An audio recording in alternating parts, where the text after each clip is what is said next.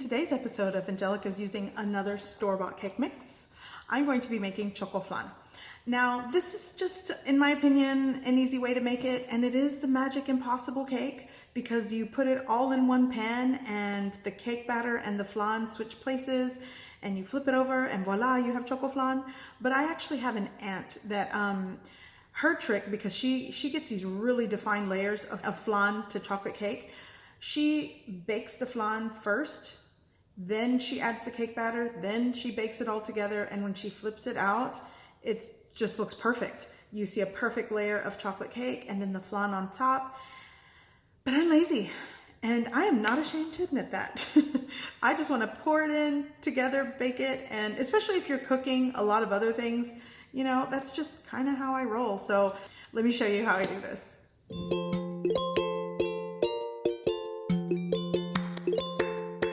Okay, so first I'm going to work on the cake batter. Here I have my boxed cake mix in my bowl.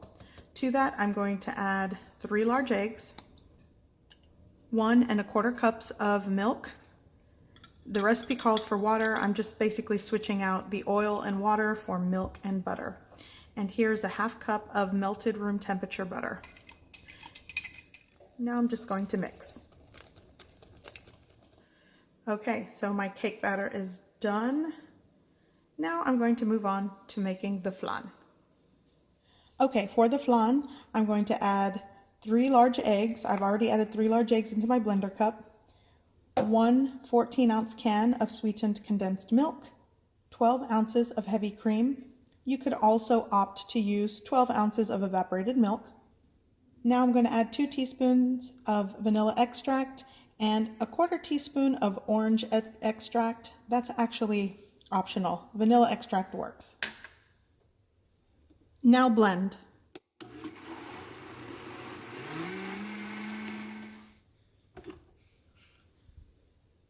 Okay, so here I have a BUNDT pan and I've buttered it with about a tablespoon or so of butter. Now I'm going to add a 1/2 cup. By the way, I microwaved this homemade dulce de leche and it kind of spilt over. But you're going to want to add a 1/2 cup of dulce de leche at the bottom of this pan. And mine is just kind of overcooked and thick, but do the best you can. Okay, so I'm going to add my BUNDT pan into a larger baking dish. This is actually the baking dish that I have. It's just not big enough for my BUNDT cake pan. I filled this with cake and flan. So first, you're going to want to pour the cake batter on top of the dulce de leche. Now you're going to pour your flan mixture on top.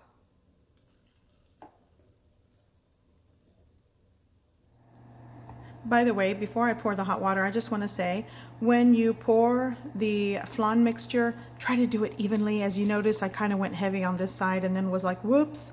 So that also might yield a more uneven flan topping, but again, fingers crossed.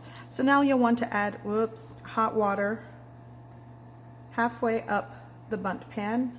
Okay. So now I'm going to carefully take this to my oven that has been preheating to 350 degrees Fahrenheit. I'm going to bake it for at least somewhere between 55 minutes to 1 hour and 15 minutes. Oven calibrations are all different, so it might take you a shorter amount of time or a longer amount of time. Basically, you want the cake to be done. Okay, here it is. So now you're going to just let it completely cool. I'm actually going to remove it from the water bath and let it cool. It's going to take, I'm going to let it cool over the course of several hours. The longer you let it set and cool, the easier the flan will set up and keep its shape. Okay, so I kind of want to flip it over already. It has not completely cooled. It's probably like warm to lukewarm. Let's flip it over, and this could end in disaster. You guys could learn from my mistakes, so let's do it. Okay, so I want to show you, I had a wooden chopstick, so I don't want to scrape my pan, and I just kind of loosened it a bit, kind of went around, and then even in the center, you want to loosen it. Okay, here we go. We're gonna flip, play the bongos.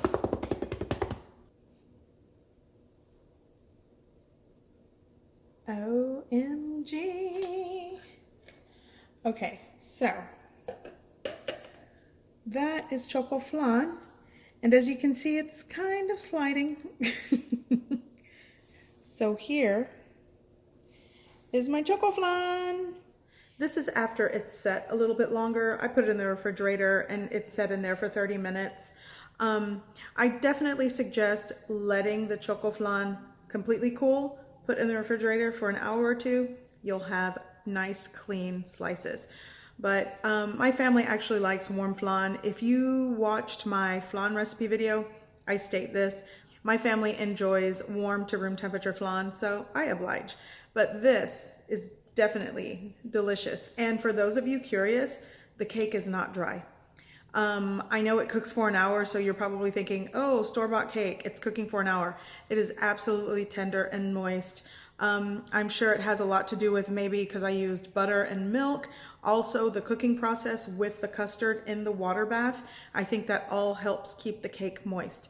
So, and I also want to state the dulce de leche kind of stayed a little bit stiff. Had I warmed it up and really coated the bottom of the pan, I think I would have been okay. Such is life, that happens. So that's just my tip to you. If you're using dulce de leche, be sure to warm it where it's loose enough where you can kind of give it a nice thin coating at the bottom or spread it out evenly. Now, if you're doing the traditional way, definitely you're going to do your caramel sugar on the stovetop and pour it in. And check out my flan recipe video to see kind of how I do that. But Chocoflan, I think this is absolutely delicious and it's easy. So I hope you guys give this recipe a try. I hope you like it, and thanks for watching. Bye.